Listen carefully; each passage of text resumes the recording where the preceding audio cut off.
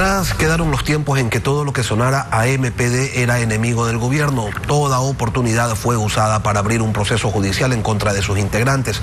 Fueron estigmatizados en las cortes del país. Así pagaba el diablo a sus devotos que le allanaron con votos y también en las calles el camino para la toma del Congreso, del Consejo Nacional Electoral y del Tribunal de Garantías Constitucionales. Pero de eso el correísmo no se acuerda. En todo caso, corren nuevos vientos para Unidad Popular. La criminalización de sus acciones, si bien han quedado en el pasado, no implica que el gobierno de Lenín Moreno haya acogido o esté cumpliendo con alguna de sus plataformas. Giovanni Atariguana, director de Unidad Popular, ex MPD, muy buenos días. La postura de este nuevo gobierno, ¿qué les significa? ¿Han acogido alguno de sus temas, algunas de las propuestas, de los postulados de la plataforma de lucha que ustedes defienden? Muy buenos días, Lenin, un saludo a todos los hogares ecuatorianos. Como Unidad Popular siempre vamos a estar ubicados del lado de la población, del lado de las mayorías, de los trabajadores y los pueblos. En función de aquello, frente al gobierno nacional hemos mantenido una clara posición de crítica y de exigencia para que se atiendan las necesidades más urgentes del pueblo ecuatoriano: empleo, salud, educación. Ahora mismo que el presidente de la República ha enviado ya la proforma presupuestaria ajustada, de acuerdo a las observaciones que hizo la Asamblea, debemos decirles que estamos muy preocupados porque el gobierno de Lenín Moreno insiste en incumplir la Constitución y recortar el presupuesto social, fundamentalmente en educación, salud y seguridad social. Para empezar, por ejemplo, Lenin, esta es la cifra del recorte presupuestario a las universidades: 92 millones de dólares menos para el conjunto de universidades. ¿Y no hubo el gobierno dice del ministro Martínez que se reunió con todos los rectores y con otros funcionarios del gobierno y quedaron en que no se iba a recortar nada? Eso tendrán que responder tanto el ministro de Finanzas como los señores rectores. Es clara la proforma donde establece que, por ejemplo, a la Universidad Técnica de Ambato se le quita 10 millones de dólares, a la Universidad de Cuenca y de Guayaquil 5 millones, a la la Escuela Politécnica Nacional 8 millones de dólares. Es decir, hay un incumplimiento. Pero veamos el tema de la seguridad social. El gobierno no cumple lo que dice la Constitución y la ley. Debe aportar con el 40% de pensiones jubilares y también con la deuda de salud. El propio IES estableció 2.400 como la necesidad. El gobierno entrega apenas la mitad. El día de ayer se hizo público en varios canales de televisión cómo el IES le debe a Solca por la atención de los pacientes de cáncer derivados a esa institución. Lo que no hay que olvidar es que el gobierno le debe 3.000 millones de dólares por concepto de salud y que ha sido ratificado por la Contraloría. Ahí está una de las consecuencias de una política social que no pone al centro al ser humano. Pero tampoco podemos olvidarnos que ustedes durante 10 años criticaron el despilfarro, el gasto a manos llenas del anterior gobierno. Este régimen ha recibido una economía en crisis y ustedes le están pidiendo que saque más plata y no tienen de dónde. ¿Cómo compaginamos las dos cosas? A ver, yo creo que el pueblo ecuatoriano votó una Constitución en 2008 y estableció unos principios. En cualquier circunstancia, el gobierno debe priorizar educación, salud y seguridad social. El tema es que los recortes que ahora se implementan es precisamente al área social. Cuando el ministro de Economía en días pasados decía y comparaba y dice que estamos subiendo en educación, está efectivamente mintiendo al país. Esta es la realidad. Si conformamos las proformas presupuestarias de salud y de educación, estamos lejos de lo que establece la Constitución en el aumento progresivo y hay una disminución muy sustancial. ¿Qué significa aquello?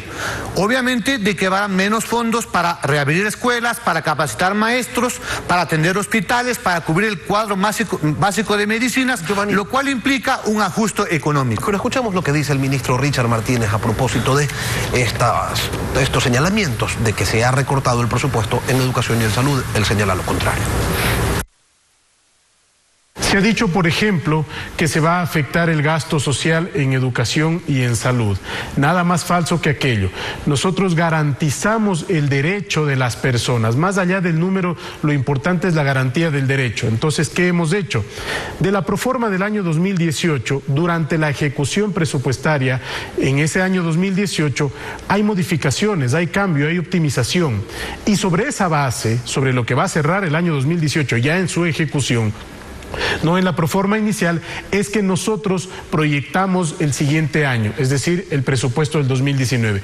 En el caso de educación, cerca de 4.100 millones de dólares frente al codificado de este año, que son cerca de 3.600 millones de dólares. Entonces, allí está el cumplimiento de la regla constitucional. Ustedes señalan que el ministro miente. Sin embargo, antes hubieran hecho un escándalo, hubieran llamado a la gente a las calles, a una movilización, a una paralización. Hoy no. ¿Cuál es la razón de esta mansedumbre, por llamarlo de alguna manera? ¿El llamado al diálogo quizás del presidente Moreno? A ver, Lenin, en primer lugar, dejar absolutamente claro, lo que hay que comparar es proforma 2018 con proforma 2019. Ahí se establece claramente el recorte. Decir que el presupuesto codificado es el que se eleva, es reconocer, entre otras cosas, que el 2018 ya hubo un recorte superior a 500 millones en la educación ecuatoriana. En segundo lugar, Unidad Popular se ha sumado a la movilización de la juventud universitaria, a reclamo que han hecho los maestros, y exigimos que la Asamblea Nacional, que el próximo martes tiene la voluntad histórica, debe insistir en las observaciones para sancionar, por lo menos moralmente, este incumplimiento del gobierno nacional. La lucha contra la corrupción es otra de las tareas pendientes del régimen. No hay sentencias en firme. Lo que tenemos es un poco de prófugos diciendo que son perseguidos políticos, pero bueno, raro sería que los criminales dijeran que han cometido un delito. Lo cierto es que con eso no alcanza. Eso, por no hablar de la recuperación de lo robado, porque tampoco por ese lado salimos del cero. La postura de Unidad Popular al respecto es: necesitamos los ecuatorianos no rendirnos en la lucha contra la corrupción. Reclamamos tener primero un fiscal que esté dispuesto a enfrentar a los corruptos, a no dilatar los procesos judiciales. Necesitamos jueces en la Corte Nacional de Justicia que no tengan rabo de paja. Necesitamos un procurador que inicie los juicios para recuperar a las grandes empresas. Solamente en Odebrecht estamos hablando de sobreprecios de 800 millones de dólares, el equivalente a todo el subsidio del diésel que hoy quiere ser eliminado. Veamos lo que pasa en Colombia. Acaba de establecerse una multa de 800.000 millones de pesos en el caso de Odebrecht. Y aquí, bien, gracias. En función de aquello, nosotros establecemos que en lugar de estar pensando en elevar la gasolina, en elevar los diésel, que significa al final que todo se elevará, y meter la mano a los bolsillos de los ecuatorianos, debe haber un compromiso firme del gobierno y de todas las instancias para recuperar lo robado. Pero con esas posturas y con esas dudas que ustedes tienen, ¿consideran que Lenín Moreno es un presidente de derecha?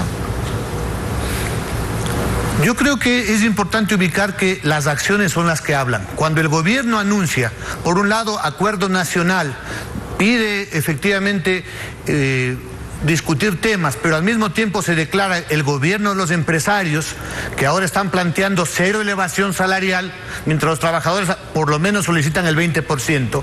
Cuando se anuncia para financiar la proforma el próximo año medidas neoliberales, como la elevación de la gasolina y el diésel, la privatización de las eléctricas y las telefónicas, estamos hablando de políticas antipopulares. Lo que podemos avisorar, que si se mantiene esa línea, evidentemente el 2019 será un año de intensa movilización social, y creo que el presidente debe sopesar lo que está pasando en el mundo. Los trabajadores y los pueblos de Francia han dado un claro ejemplo. Cuando el pueblo se organiza, se moviliza, es capaz de torcer el brazo a las medidas antipopulares. En Francia tuvieron que elevar el salario básico unificado. En Francia tuvieron que echarse atrás en la elevación de los combustibles. ¿Y con el nuevo vicepresidente algo cambia? Bueno, creo que es parte de la crisis política. En un año hemos tenido 3 vicepresidentes. El primero está preso, sentenciado por corrupto. La segunda va a recibir formulación de cargos por concusión por parte de la Fiscalía General. Aspiramos que el nuevo vicepresidente le aporte honestidad, le aporte efectivamente visión de diálogo. Ha hecho expresiones respecto al tema de la educación, al tema del acuerdo nacional. Aspiramos que como parte de este gobierno se abra un espacio de diálogo, pero con resultados, que se atiendan las acciones, las necesidades del pueblo ecuatoriano. Giovanni Atariguana, director de Unidad Popular, gracias por venir a Contacto Directo. Y tras la pausa,